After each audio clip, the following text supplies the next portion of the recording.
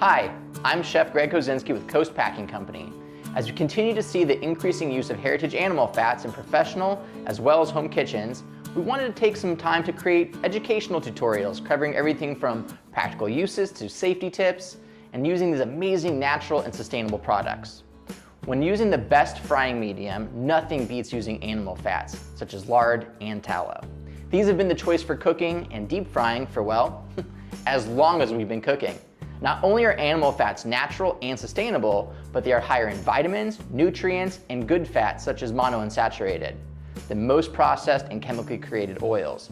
They also do a better job at searing in flavors, resulting in drier, less greasy food and far superior, more complex flavors.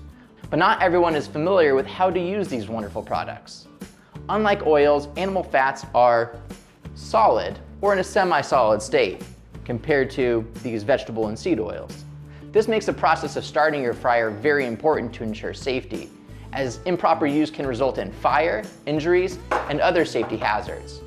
For this reason, today we are going to talk about how to properly load or pack a deep fat fryer. To start, we always recommend thoroughly reading any manuals affiliated with your equipment. This video uses the most commonly style-used open fryers. There are multiple ways to properly pack a fryer, but in this video we are going to talk about 2 ways I feel are best. First, you want to carefully choose the right fat for the job. In this case, we are using 100% refined beef tallow, our Flavor King Blue from Coast Packing Company. Our first method is my personal favorite method. It's because it contains the least number of steps, and because it all takes place in the fryer, it's less messy, and there's less of a chance of accidental spillage or other variables to go wrong. So we will start off by scooping out the fat with a food safe scoop or cutting the cube into smaller pieces. We will load the fryer, doing our best to eliminate air pockets while making sure to completely cover and submerge the heating elements. Ensure the pilot on the fryer is lit and turn the fryer to its lowest setting. This is usually around 180 to 200 degrees. This fryer reads both Fahrenheit and Celsius, so right here we're just over 200 degrees Fahrenheit.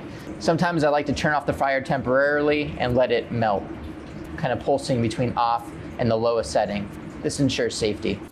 The fat will begin to melt at approximately 115 degrees. Once our fat is completely melted and the heating element is completely submerged, continue to add Flavor King Blue beef tallow until the fryer is filled to its proper level, being very careful not to overfill the fryer above its maximum fill line. Then turn the fryer up to your desired cooking temperature. In most cases, this will be around 350 degrees. Using your frying oil at too hot of a temperature can shorten your fry life, but we will get more into that on another video. Our second recommended method has just a little bit of a different start.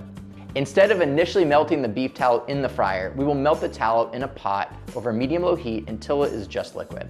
Next, carefully transfer your melted Flavor King Blue to the deep fryer, making sure to cover those heating elements. From there, you can add more fat to the fryer until the desired level is reached. Remember, our beef tallow still has a fairly low melting point, so just bring the temperature up enough to melt it. This will greatly reduce the risk of accidents and injury. Regardless of whichever method makes the most sense for you in your operation, packing your fryer with Flavor King Blue allows you to unleash all the added benefits that using the superior cooking fat has to offer.